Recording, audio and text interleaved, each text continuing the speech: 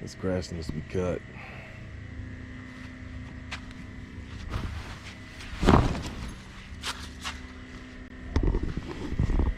What's up, YouTube? Welcome back to the CAR-NIVORES YouTube channel. I'm James, and I drive a C5 Corvette. This video is gonna be real quick.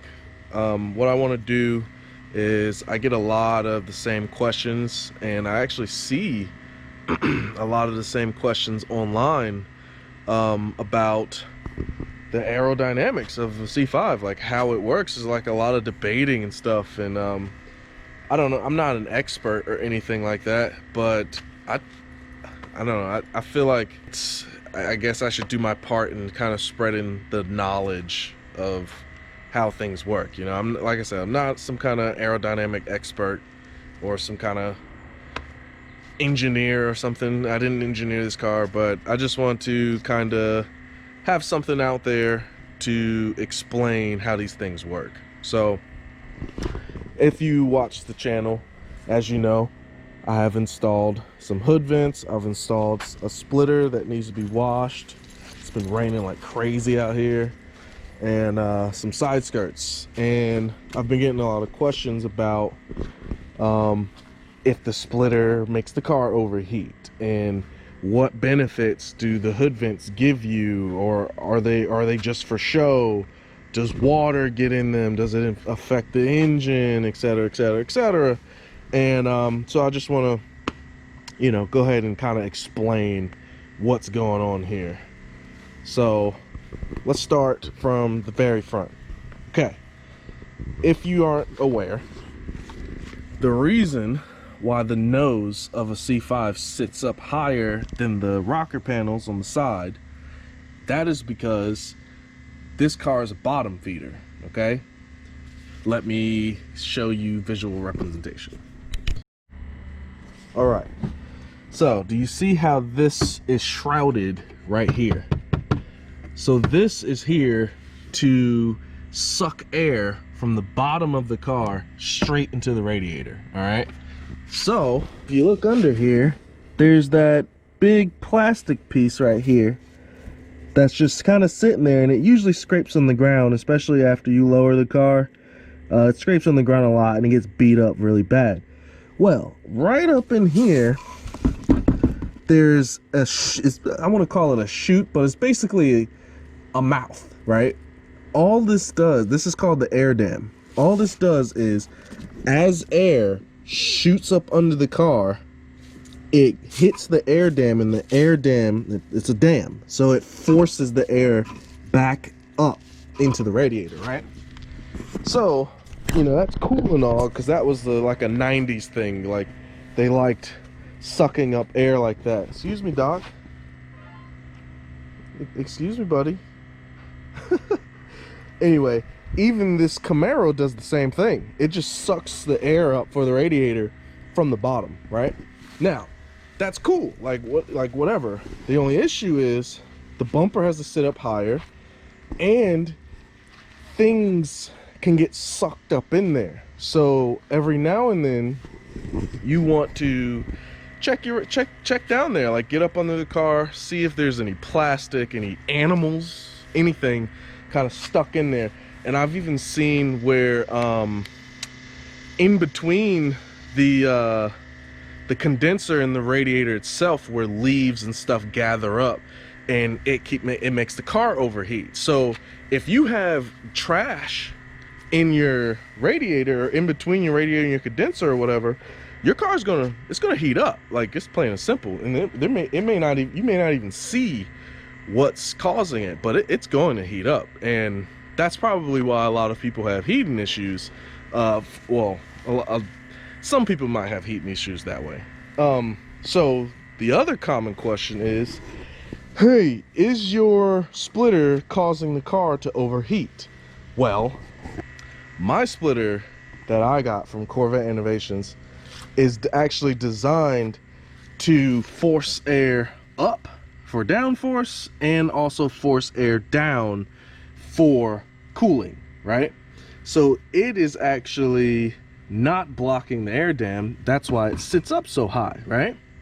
When you lower your car and then add one of those cool, like the ZR1 splitter, where it sits lower to the ground, basically what you're doing, well, oh yeah, so it'll have like a hole right here and right there. Basically what you're doing is you're suffocating the car. It's not that bad. It's not gonna cause immediate heating and cooling issues, but if you have a dirty radiator plus you're suffocating it a little bit, your car's gonna heat up. Like, it's just that plain and simple.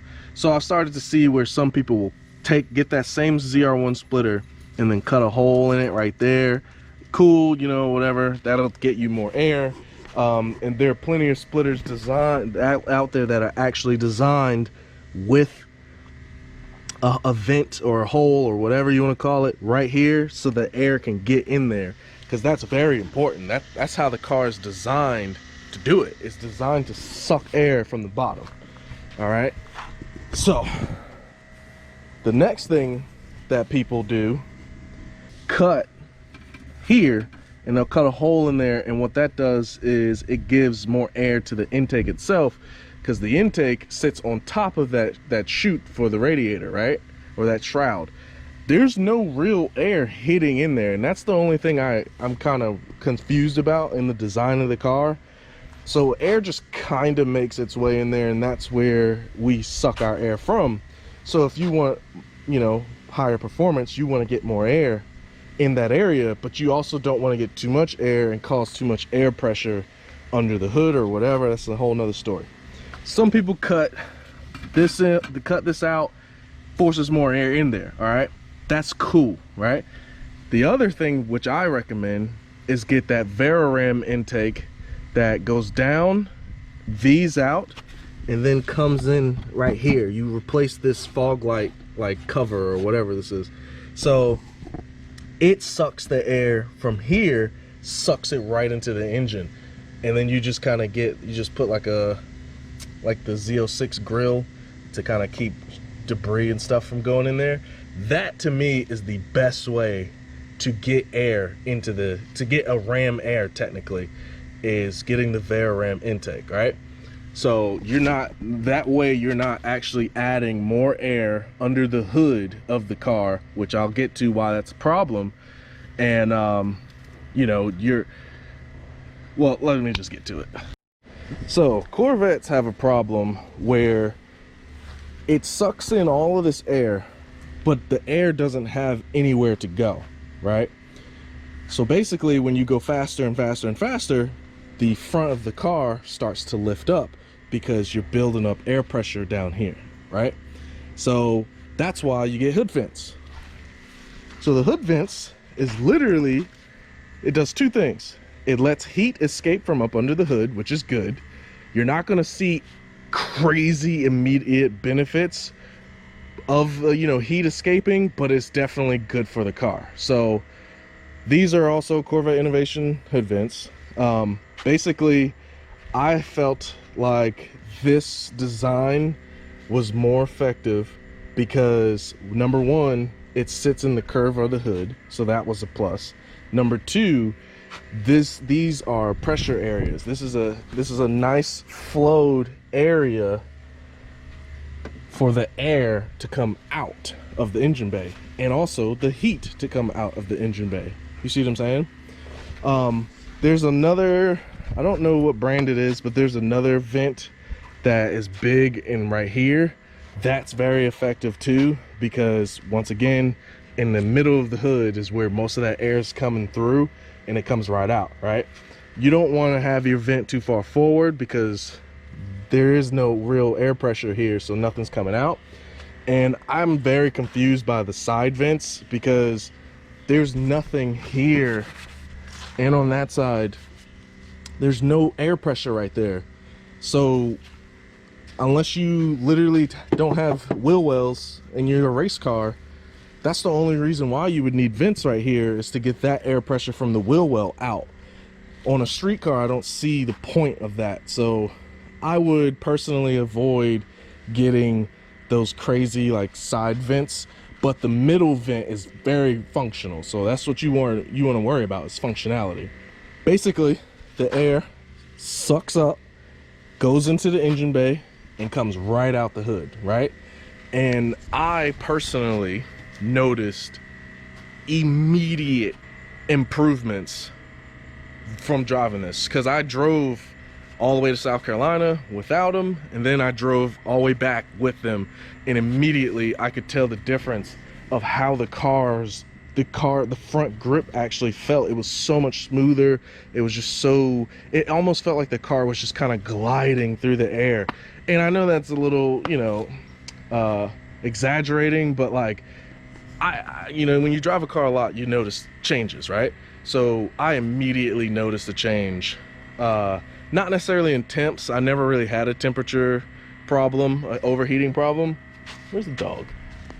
There he is. All right, sorry.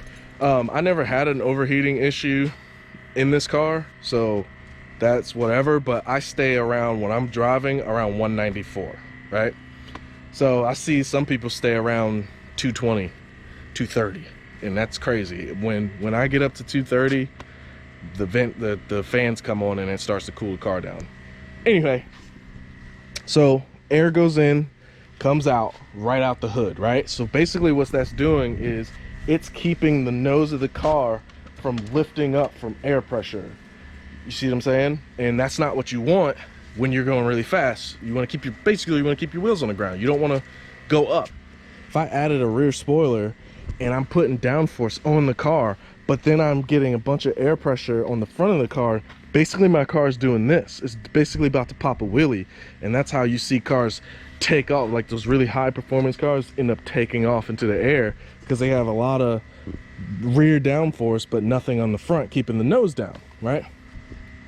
Anyway, this turned into a crash course of aerodynamics, but whatever.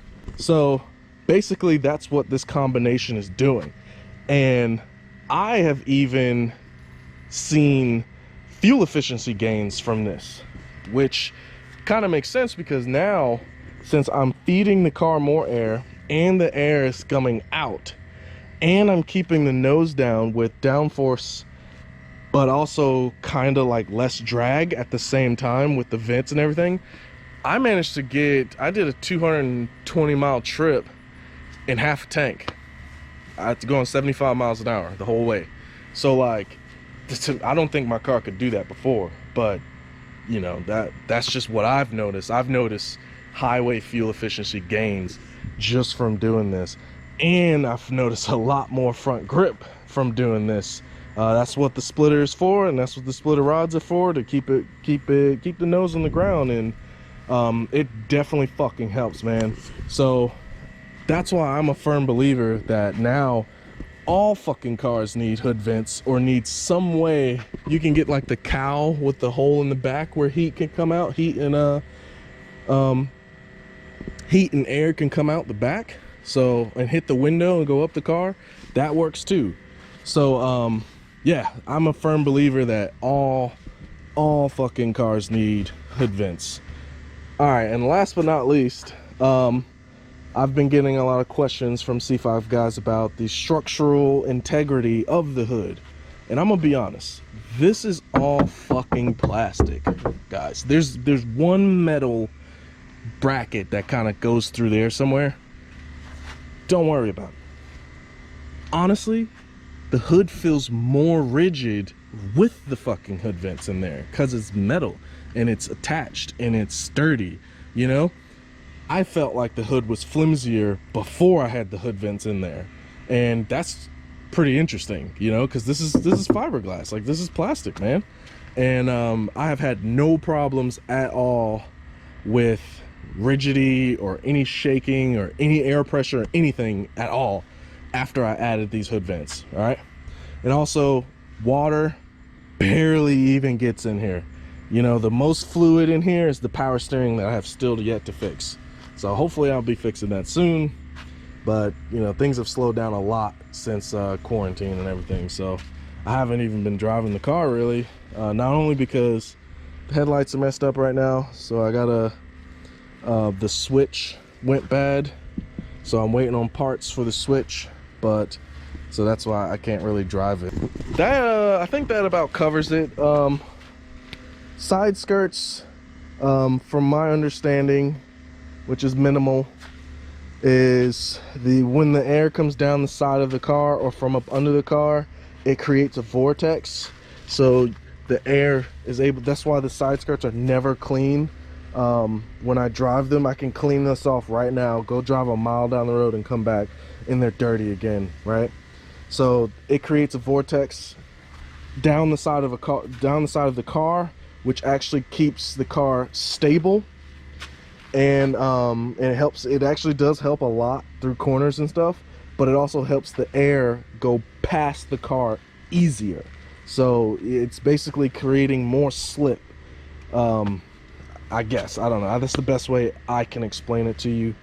I'm not an expert, but side skirts are not just for looks, they actually do help the car aerodynamically.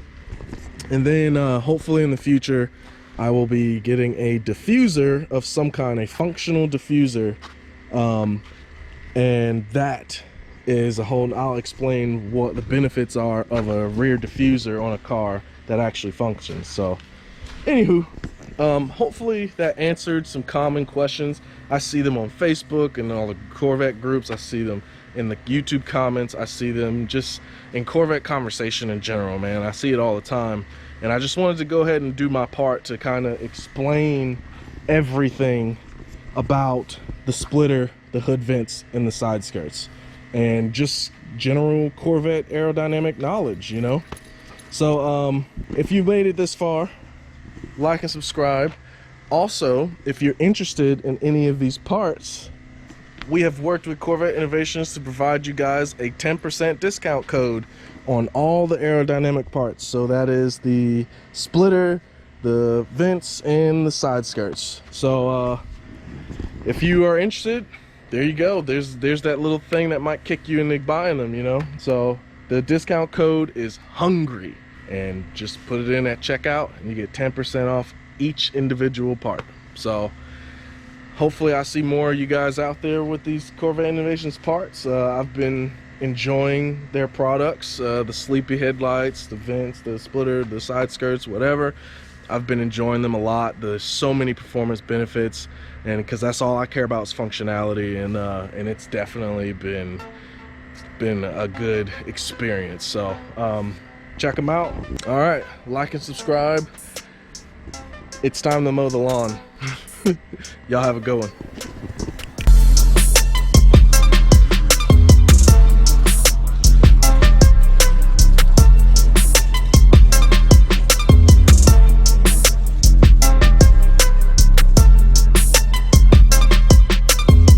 Wish somebody gave me a